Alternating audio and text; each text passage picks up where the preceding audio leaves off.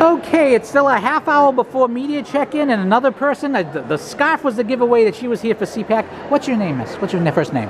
Yvonne. Yvonne, where are you from? Originally? But where do you live? Well, where you live now or originally? You can just say both. I'm easy. Originally, I originated from Guatemala. And where do you live now? But I've been here since I was 7, and I came from Chicago, from a southwestern suburb of You're the Chicago. second straight person from Chicago I've interviewed, which is rather a coincidence.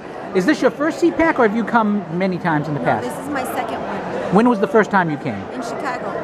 Okay, so you went to a CPAC thing in Chicago. Is this the first time you came to one in DC? It's my first time in DC. What made you decide to come here to the DC CPAC? And I know it's not just for the cannoli that you're going to have a little later. What made you decide to come this year? I am very energized about the conservative movement. All right. How long have you been involved with the conservative movement itself, or are you just an interested voter who's decided I want to find out more?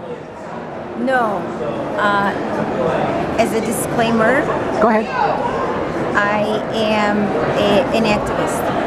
You're an activist. What group do you work with? I'm a conservative Republican, which is odd because I'm a Latina. I don't see that that's odd at all as far as I'm concerned. Cannoli right there if you want some. All right. I'm sorry, a lot of people, the hat and the scarf, people tend to know me. Sorry to interrupt. So you're a conservative Latina, you've decided to come here to see CPAC. Is there a particular person or thing you're looking forward to seeing, a particular speech?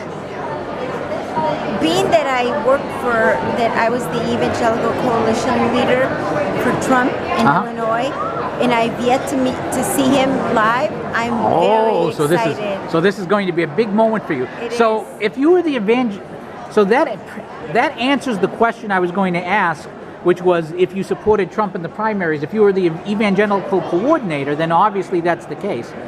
Now, may I ask this? Now, I was originally a Cruz guy, and I went to Trump. So was I. And I was a delegate for Cruz. So you were a delegate for Cruz. I had endorsed Cruz. I'm a big, and still am a big Ted Cruz fan.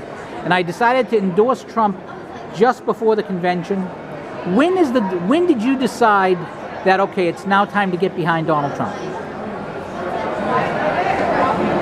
Was it during the convention? Was it after the convention? Or No. How long did it take? After the convention, if the truth be known, I wasn't even sure that I could vote for Trump. But my mom, you know how moms are very wise. I miss mine, but I know exactly what you mean. Well, you know, moms are very wise. They always know what is right. My mom said to me after the primary, when I was crushed because our guy lost. Yeah. And I got to meet him, by the way. Oh yeah, Ted I've Cruz. interviewed him several times. He's a wonderful man. He is true blue. My mom said to me, she said, it's going to be either Hillary or Trump. And I realized, but even back at that moment, I was very smug and righteous. And I said to her, so, Mom, I can't vote for that man. He doesn't have my values. I can't vote for him. So I went home and I saw, I'm a very involved person. I have a lot of Facebook friends. I know people that have 4,000 friends, but for me, I have like 1,700 friends. Believe it or not, I'm not on Facebook. I refuse to join, but that's a whole nother story. Well, anyway, so I saw a lot of my Republican friends bashing him, and that bothered me because I thought, wait. He's not the enemy. We're supposed to be bashing her, not him. So I got very disturbed by that. So in watching that, I slowly started defending him.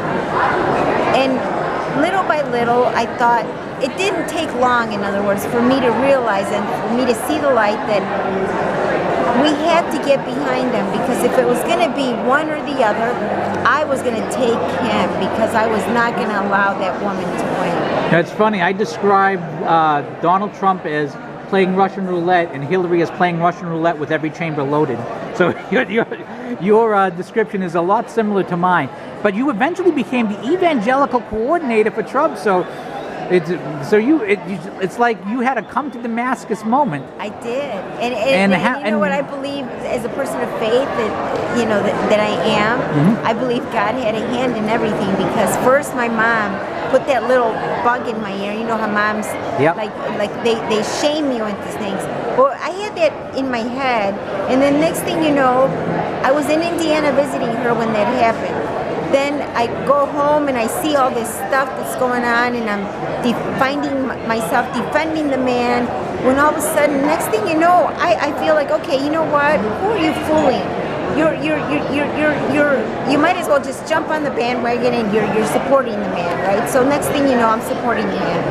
Then I'm back in Indiana when I'm visiting my mom again, and I had already made the decision that I was going to support him. When I get a phone call from the state of Illinois, that new political director for the Trump campaign, and I had remembered thinking that when she was first announced that she would be the political director for him, and we were friends, that she would really like to hear the story about me and how I came to this like evolution to almost being a never Trumper to supporting him, full-fledged supporting him. And I thought she would like that, you know. So then all of a sudden I get a message from her in Indiana, because I live in Illinois, and she sends me a message and she says, "Hey Yvonne, we need to talk." So I said, "Sure." And I said, "Actually, you know what? I've been wanting to call you because I have a funny story to tell you." And then she said, "Well, isn't it funny? God works in mysterious ways, because I need to talk to you too. Call me tomorrow when you get home and we'll talk." So first thing the next day when I got back home in Illinois, I called her and she says, "Yvonne, I want you to work on my team." And that meaning that she wanted me to work on the Trump campaign. So the rest is history. Next thing you know, I'm... And what do you think of how he's been as president so far? Do you like what you've seen? I absolutely do. I'll be honest, I was a little scared. Because my reputation means everything to me. You know, I'm a person of integrity, and I'm honest. I'm honest as the day is long. My word means everything to me. So I put a lot at stake when I work for him, especially being the Evangelical Coalition leader. Well, then you must have loved the March for Life. I was dancing in the streets with the March for Life and his promotion of it. For me, it was life. It was the defense of religious liberty.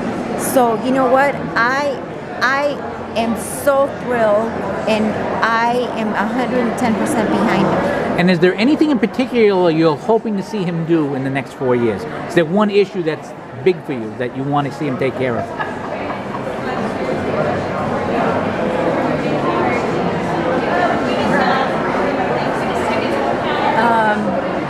I'd like to turn the black vote around. I would really like to see the promise that he made to get into the inner cities. I think that would dramatically turn that vote. I think it will make a difference. Voter block around and turn those people back to where they need to be. See, I think that would be get people off the Democrat plantation. Well, thank you so much for your time. It was a pleasure talking to you, and I hope you enjoy the cannoli. I'm dying. All right, well, take a taste and let me know how it is before you go off camera. For my friends at Dutch Kitchen. They came from Dutch Kitchen Bakery in Fitchburg, Massachusetts. Oh my God. All right, guys, you know you've done it right. Thank you again.